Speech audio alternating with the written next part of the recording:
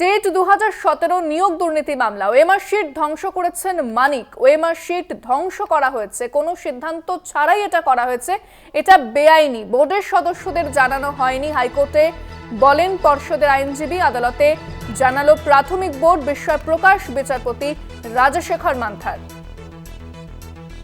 OMR sheet ধ্বংস করেছেন মানিক, এমনটাই কিন্তু আইনজীবীর পক্ষ থেকে বলা হচ্ছে। আদালতে এমনটাই জানানো হয়েছে।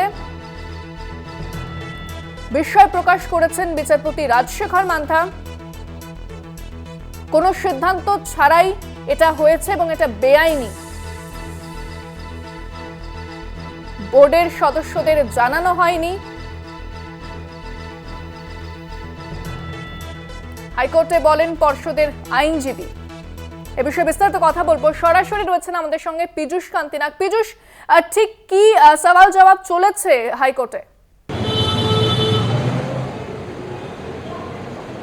দেখো, 2017 সালে নিয়োগ দুর্নীতির মামলার শুনানি চলছিল বিচারপতি রাজশেখর মান্থার এজলাসে।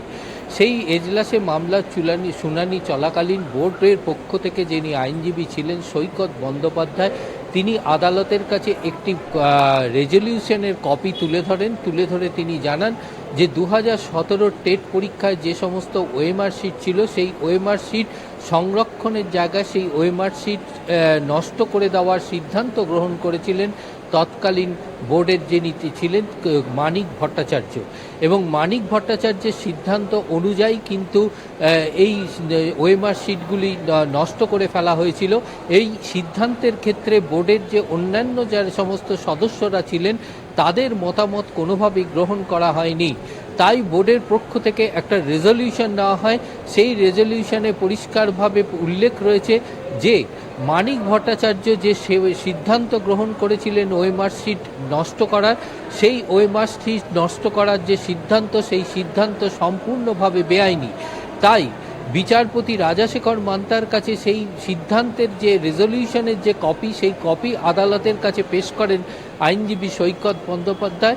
এবং সেই পেশ করবার পর বিচারপতি সেই সিদ্ধান্ত দেখে বিস্মিত হন এবং তিনি বলেন যে এই ধরনের ঘটনা যদি ঘটে থাকে তাহলে তা খুবই দুঃখজনক।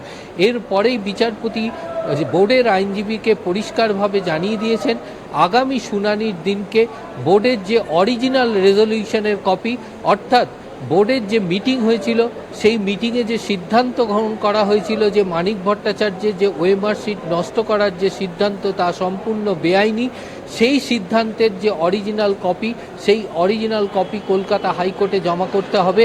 এবং সেই জমা করার পরই বিচারপতি রাজশেখর মান্থা তার পরবর্তী সিদ্ধান্ত গ্রহণ করবেন বলে আদালতে জানিয়েছেন। এবং আগামী শুনানিতে বোর্ড সেই রেজলিউশনের কপি জমা দেওয়ার পরই কিন্তু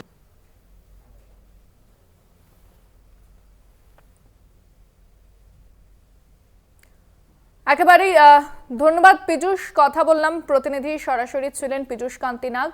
এবং যে আদালতে সওয়াল জবাব চলে, ওএমআর শিট ধ্বংস করেছে মানিক, এমনটাই কিন্তু সেই তথ্য উঠে এসেছে আদালতে। টেট 2017 নিয়োগ দুর্নীতি মামলা, ওএমআর শিট ধ্বংস করেছেন মানিক। আদালতে জানালো প্রাথমিক বোর্ড। বিস্ময় প্রকাশ করেছেন বিচারপতি রাজশেখর মান্থা।